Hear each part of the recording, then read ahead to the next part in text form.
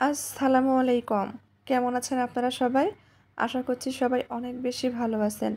সবাইকে আবারও একবার আমন্ত্রণ করছি সাদামাটা রান্নাঘর অ্যান্ড ব্লগসের আর একটি নতুন ভিডিও দেখার জন্য। আজকে আমি আপনাদের মাঝে শেয়ার করছি আটা দিয়ে তৈরি হেলদি টেস্টি স্কুল অফিসের জন্য টিফিন রেসিপি। চাইলে সকাল কিংবা বিকেলের নাস্তার জন্য তৈরি করে নিতে পারেন। খুবই মজাদার স্বাস্থ্যসম্মত একটা রেসিপি শেয়ার করছি। খেতে কিন্তু ভীষণই ভালো লাগে। তো চলেন দেখি কথা না বাড়িয়ে তৈরির পুরো প্রস্তুত প্রণালী আপনাদের মাঝে শেয়ার করি। এখানে একটা বোল নিয়েছি।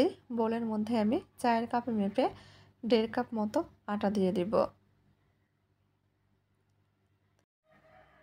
আটার মধ্যে স্বাদ মতো লবণ, সুন্দর কালারের জন্য এখানে আমি 2 চিমটি মতো হলুদ ব্যবহার করছি। চাইলে স্কিপ করতে পারেন। আর হাফ চামচের চাইতে কম কালো জিরা ব্যবহার করেছি। খেতে ভালো লাগবে। 1 থেকে 1.5 টেবিল চামচ মতো তেল দিয়ে দিব। তেলটা আটার সঙ্গে খুব ভালোভাবে ঘষে ঘষে ময়াম দিয়ে নিব। একটু সময় নিয়ে কাজটা করতে হবে।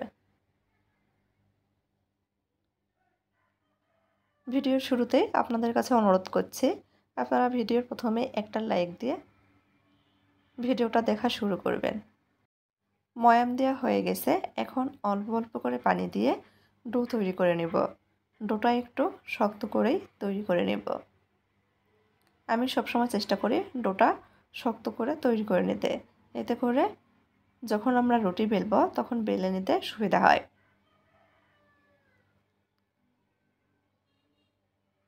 আর আমার ভিডিওতে তো সবসময় নয়েজ আসবেই। আমি যেভাবেই ভয়েস দিই না কেন, তো আপনারা সবাই বরাবরের মতো একটু মানিয়ে নেবেন। ক্ষমার সৌন্দর্য দৃষ্টিতে দেখবেন।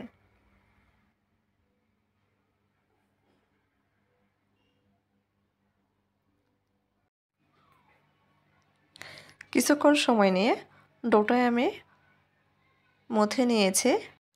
এতে করে ডোটা কিন্তু আগের তুলনায় অনেকটা নরম হয়ে গেছে। ডো তৈরি করে নিয়েছি। এখন আমি কয়েকটা ভাগে ভাগ করে নেব। যে কয়টা নাস্তা তৈরি করব ঠিক সেই কয় ভাগেই ভাগ করে নেব।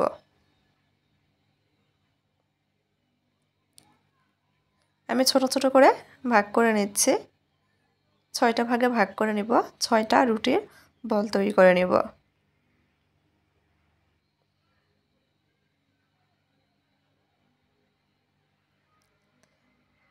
এই যে এখানে 6টা রুটির বল তৈরি করে নিয়েছি। ঢাকনাতে ঢেকে 5 মিনিটের জন্য রেস্টে রেখে দেব। এই ফাঁকে ভিতরের পুর তৈরি করে নেব। চুলার উপর ফ্রাই প্যান বসিয়ে দিয়েছি।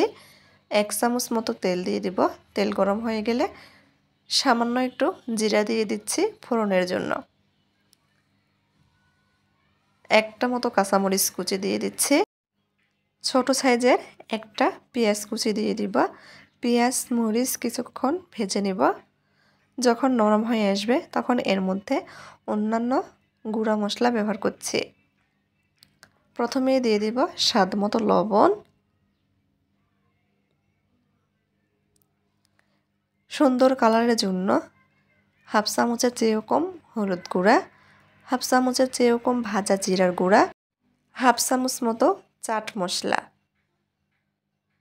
এখানে আমি হাফ চামচের চেয়েও কম গুঁড়ামরিচ ব্যবহার করেছি। ঝালটা আপনারা আপনাদের স্বাদ মতো ব্যবহার করতে পারেন। নেড়ে চেড়ে মিশিয়ে নিয়েছি। মিশানো হয়ে গেলে আগে থেকে বড় সাইজের একটা আলু খোসা ছাড়িয়ে সেদ্ধ করে মেশ করে রেখেছিলাম দিয়ে দিয়েছি। নেড়ে চেড়ে মিশিয়ে নিচ্ছি। আলুর এই পুর তৈরি করতে কিন্তু খুবই কম সময় লাগে। ভালোভাবে মিশানো হয়ে গেলে এক সাইডে রেখে দেব। এখানে একটা ডিম ভেঙে দিয়ে দিব। ডিমটা দেওয়ার কারণে কিন্তু আলুর এই পুরের স্বাদ অনেক বেড়ে যাবে। চাইলে আপনারা এখানে ডিমের পরিবর্তে যে কোনো সবজি ব্যবহার করতে পারেন কিংবা শুধুমাত্র আলু দিয়েও এই পুরটা তৈরি করে নিতে পারেন। খেতে কিন্তু সেক্ষেত্রেও ভীষণ ভালো লাগবে। খুব ভালোভাবে ডিমটা আমি স্ক্রাম্বল করে নিয়েছি। এখন আলুর পুরের সঙ্গে ভালোভাবে মিশিয়ে নিচ্ছি।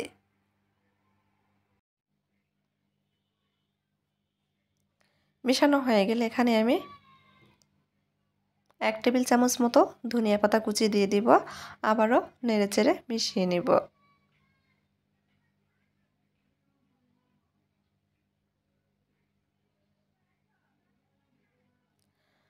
ভালোভাবে মিশিয়ে নিয়েছি। আলুর পুর তৈরি। চুলা বন্ধ করে উঠিয়ে নেব।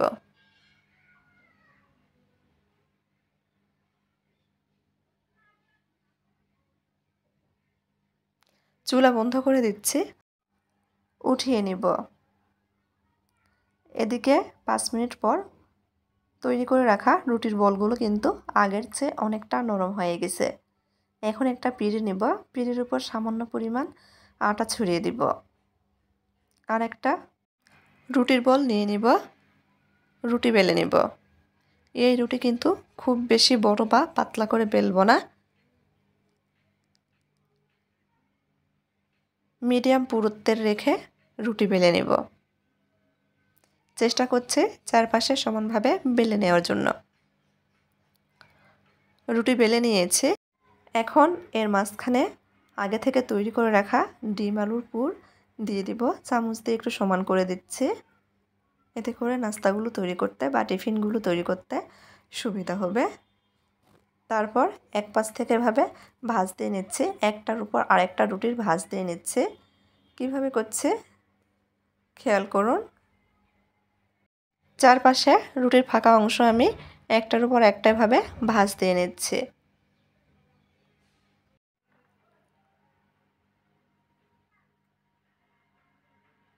চেষ্টা করছি গোল শেপের টিফিনগুলো তৈরি করে নেওয়ার জন্য। ভাজতে নেওয়া হয়ে গেলে এভাবে মুখটা একটু মুড়িয়ে দিব। হাতে চেপে চেপে চারপাশটা গোল করে নিচ্ছি। চাইলে আপনারা হালকা হাতে বেলে নিতে পারেন, তবে হাত দিয়ে এই কাজটি করা যায়, খুব সহজ। একবার দেখলে যে কেউ পেরে যাবে। এভাবে একটি নাস্তা তৈরি করে নিয়েছি। আর একটা তৈরি করে আপনাদের দেখিয়ে দিচ্ছে। আর একটা রুটি আমি অফ ক্যামেরাতে বেলে নিয়েছি। মাঝখানে আগে থেকে তৈরি করে রাখা আলুর পুর দিয়ে দিব। চামচ দিয়ে সমান করে নিচ্ছি। তারপর দেখেন এই যে রুটির ফাঁকা অংশগুলো আমি এভাবে নিয়ে একটার পর একটা ভাঁজ দিয়ে নিচ্ছে। আপনারা আপনাদের পছন্দ মতো যে কোনোভাবে তৈরি করে নিতে পারেন। তারপর মাথাটা একটু পেঁচিয়ে নিচ্ছি। চাইলে বাড়তি অংশটা একটু কেটে বাদ দিতে পারেন। আমি দিচ্ছি না, হাত দিয়ে চেপে চেপে সমান করে নিচ্ছি। চেষ্টা করছি হাত দিয়ে ভালোভাবে গোল করে নেওয়ার। চারপাশে সমান করে আরও একটি নাস্তা তৈরি করে নিয়েছি। এভাবে সবগুলো নাস্তা বা টিফিন আমি তৈরি করে নিয়েছি। এখন ভেজে নেওয়ার পালা। চুলার উপর আবারও ফ্রাই প্যান বসিয়ে দিয়েছি। এখানে আমি সামান্য পরিমাণ তেল দিয়ে দিব। 1 থেকে 1.5 টেবিল চামচ মতো তেল দিয়েছে। যেহেতু হেলদি উপায়ে তৈরি করছে সেজন্য সামান্য পরিমাণ তেল দিয়েছে। চাইলে ডুবো তেলে ভেজে নিতে পারেন, তবে অল্প তেলে ভেজে নিলেও কিন্তু খেতে ভীষণ ভালো লাগবে। আবার আপনারা চাইলে একেবারে তেল ছাড়াও ভেজে নিতে পারেন। বাচ্চাদের স্কুলে টিফিনে দিলে বাচ্চারা কিন্তু অনায়াসে খেয়ে নেবে, কিংবা বড়দের অফিসের টিফিনে অথবা সকাল কিংবা বিকেলের নাস্তার জন্য ঝটপট তৈরি করে নিতে পারেন। দেখেন নাস্তাগুলো কিন্তু অনেকটাই ফুলে গিয়েছে। চুলার আঁচটা মিডিয়ামে কমিয়ে রেখে উল্টিয়ে পাল্টিয়ে ভেজে নিতে হবে।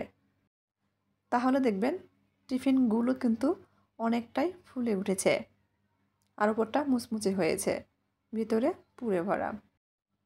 আমি আমার পছন্দ মতো কালার করে ভেজে নিয়েছি। এভাবে সবগুলো নাস্তা বা টিফিন রেসিপি ভেজে নিয়েছি। গরম গরম পরিবেশন করেছে ধনিয়া পাতার চাটনি আর টমেটো সসের সঙ্গে।